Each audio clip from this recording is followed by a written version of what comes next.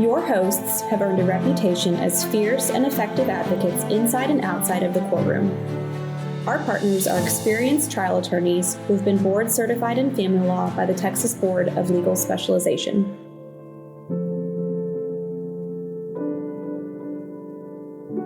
Thanks for tuning in to the For Better, Worse, or Divorce podcast, where we provide you tips and insights on how to navigate divorce and child custody situations. I'm Brian Walters, one of the managing partners of Walters Gilbreath PLLC. Today, I'm joined by the other managing partner, Jake Gilbreath, to discuss something that affects more people than you might think: job loss and how it can impact child and even spousal support orders. If you recently lost your job or expecting that or experienced a change in your income, we'll walk you through what that might mean for your support obligation and what you're receiving and what steps you can take to protect yourself legally. Of course, it works the other way around. If the paying person is in this situation, you probably want to know how that affects things. So this is covering child support and what's commonly called alimony, but that doesn't exist in Texas. We call it spousal maintenance. So let me just say, to begin with, this child support type of issue is very common, so we'll focus on that. The spousal support or alimony is very rare, and is generally, if it does, even if there is some in effect, it's rarely modified. So I'm not going to spend a lot of time on that issue, more on the child support thing. So first, a brief background. How is support obligations calculated in Texas? Child support is pretty mechanical. If you look at the statute, there's 22 or 23, Jake, factors the court can consider. Right. But how often do you see that get changed from just the straight percentage of your net income? Pretty rare. It's like you say, it's mechanical. It's, what's your net monthly resources, and there's a cap on that, and then we apply the percentage depending on how many kids you have, before the court, how many kids maybe you have that are not subject to the suit, that are under the age of 18, unless you don't have an obligation to support, technically. And then we just apply the percentage. It's very, like you said, mechanical. It's the court can consider factors to go what we call above guideline support, or if you're at the cap or you go above the cap. But I would say it's pretty rare. Even in some counties, I would say most counties, you never say never, but it's extremely rare for a court to do anything other than guideline child support, what we call guideline child support. Some of your more urban areas, centers can be a little more liberal with support, but not much. It's the state legislature has given us guidelines for a reason, and our experience, I know my experience is courts are usually going to follow those. Yeah, I think we've opted for predictability over quote unquote fairness, but you can understand why. There's millions of these cases in the state. And if every one of them was litigated over the 23 factors or whatnot, you would never literally ever get into court, because that's all people would do. So that's a decision that's been made. So as a policy decision, and courts have generally followed it. Spousal maintenance / alimonies, again, very, very rarely awarded, but it's also got a max percentage component and a cap that's based on what the statute says. Yeah, that one, real quick, the court can't go above, right? There's not factors that say the court can go above the max on spousal, which I guess off the top of my head is 20% of your gross monthly income, or $5,000, whichever one's less. So in the court, there's no provision where the court can say, well, that's, I'm going to take into special consideration of special factors in this. That's your cap. And there's duration depending on the time, years of marriage. But that one's not the court has no discretion to go above the maximum that's set forth in the family code on that one. Yeah, I agree. And I mean, just to clarify on that one more time, and then we'll focus on child support. I've been doing this about 30 years, and I have seen spousal maintenance get awarded twice in 30 years, and I litigate a lot, both times for very, very specific situations, basically with long-term marriages with non-English speaking wives who were stay-at-home moms of like 4 kids. And with a husband who had very high income. And even then it was for just 18 months each time. It was not much. It wasn't even the $5,000 cap. I mean, it is very minimal. And there used to be agreements but then the tax code, the IRS code, was modified in 2018 to essentially remove the tax arbitrage that people could do with alimony. And so we used to agree to it for that reason sometimes. But now that there's no point in that. So it's even less common. I mean, it's got to be 1/10 of 1% of all cases or something like that in Texas have a spousal maintenance or less. Okay, so what happens if, let's say, you're paying child support, you've got a job making $150,000 a year, you got 2 kids, now you suddenly get your job goes away. What happens? Can you go into court to modify it? What are the burdens? What are the difficulties of that? I'll just ask you, Jake, what's your experience been in dealing with those type of situations? Well, so it's important to point out that you got to go change it, right? That's surprising to some people. They think that, okay, let's say I'm paying $1,500 a month in child support, or let's put it at $1,830. I'm at cap. I'm paying that a month in child support. I lose my job.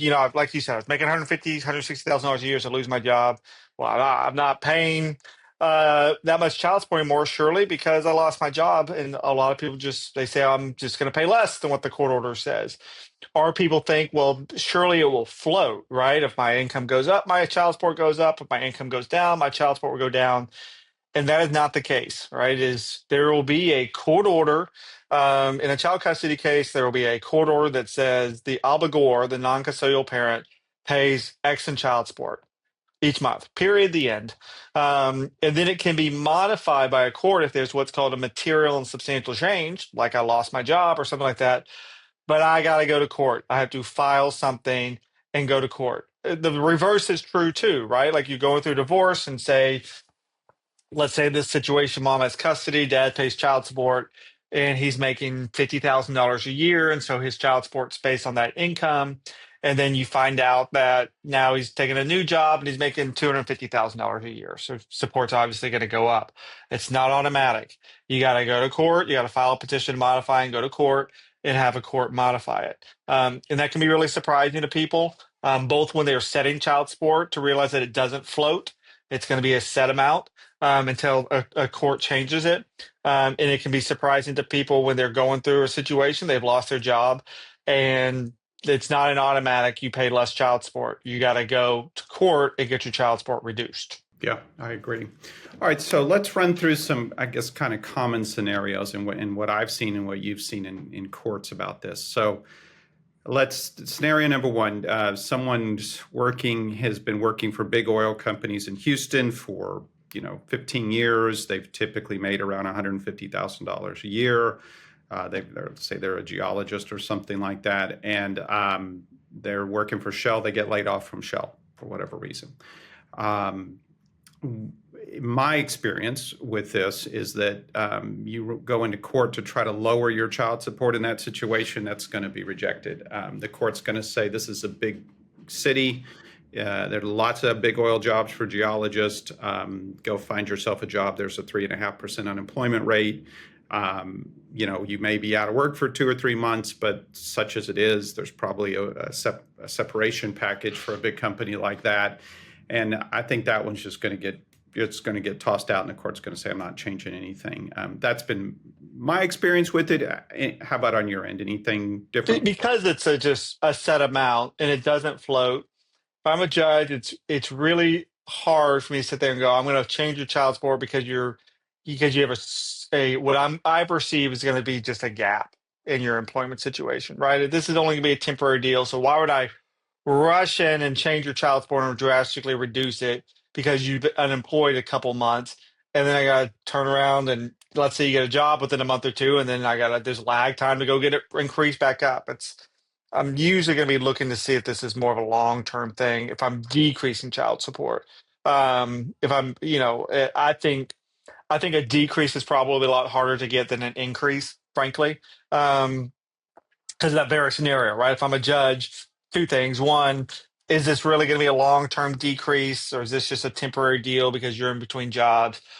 Is this an intentional decrease? We certainly have those situations where people are deflating their income or intentionally making less to get out of paying child support. Um, and of course, ultimately, if I'm a judge, child support, at least in theory, is supposed to be going for the child. So it's hard to say that it's better for a child that the obligor is paying less money. And ultimately, everything comes down to best interest, of course, within the guidelines. So it's hard to decrease as a judge. They'll do it if the situation's appropriate, but it's a decrease is a lot harder to get than an increase, as because the scenario, again, back to dad makes 50,000, made 50,000. That's what his support's on. Now he makes 250,000. I'm thinking he's going to try to keep that job, right? So I'm more likely to increase it quickly than I am to decrease child support quickly as a judge, just practically speaking. And again, all comes down to a child. Every situation's different, but that's generally speaking how I think Yeah, support I works. agree. I saw a case in court a couple months ago in a rural county, kind of halfway between Dallas and Houston, where the guy had the only large employer that really paid well in the whole area was a coal mine, and he had a job there as a high school graduate making 130,000 a year. It's like 6, 7 years ago, but the coal mine shut down, and he had two kids by two moms in that little town, and I mean, his choices were essentially move to some other place where there's a coal mine in Texas or there or somewhere, or face. I mean, he essentially started making about a third of what he had been making otherwise, and I think that was probably a valid one to lower the child support because it was a one-off thing, and I don't think it's best interest of the kids, as you said, to probably have dad just move 5 hours away and probably never see the kids. So I think the court would probably lower it in that case. You mentioned the voluntary unemployment, so let's talk about that. I think this one's always, there's some nuances here. Let's say you're paying 20% of your income to child support. I think it's a pretty unusual decision for a person to say, I'm going to voluntarily reduce my income by half. I'm only going to save 20% of it. 80% of that loss is going to come out of my pocket. And therefore I'd rather live 80% worse just so mom can have 20, so the amount mom gets is less. I mean, that could happen, but just isolated by itself with no other factors, I've always found that a hard sell in a courtroom. Now, there's some factors we'll get to in a minute that I think make it more believable to find that. So that's a tricky one if you're saying, hey, the other side deliberately is poor, but you can't prove it. And that is a provision in the family code that says, if you can show the other side's voluntarily underemployed, we can set the child support at what they should be making rather than what they're actually making. It's quite rarely litigated. I'll just say that. You hear about it a lot, but I don't see it very often in a courtroom. But I don't know, what's your experience with that issue? I think probably if you're gonna see it, it's gonna be it's probably gonna be during a divorce, and maybe historically somebody's not worked or worked 20 hours a week, and they could work quite a bit more. And then while the divorce is pending, they're clearly not trying to get a job or trying to support themselves or their children. And then we go, well, we all think that you're going to get a 40-hour a week job, and so we're going to kind of base your child support based off that, right? I mean, again, just an example. Husband's dreamed of creating his startup for all during the marriage, and it just never took off, and it just sits there. And it's time to be an adult and go get a W-2 job making $150,000 a year, which we all know he can go get. He just has to let the dream go of the startup that's never going to make a dime. And so maybe something like that, right? But there, like you said, it's rare. I mean, I could probably rattle off a few more examples where I've seen it, but it's rare. Because like you said, like, are there that level of jerks out there that will sit there and not get a job and screw themselves financially so they can screw their spouse? Absolutely. There's plenty of jerks out there that would do that. But that's a certain level of of being a jerk that is not, you don't see that often, but Yeah, it can I happen. agree.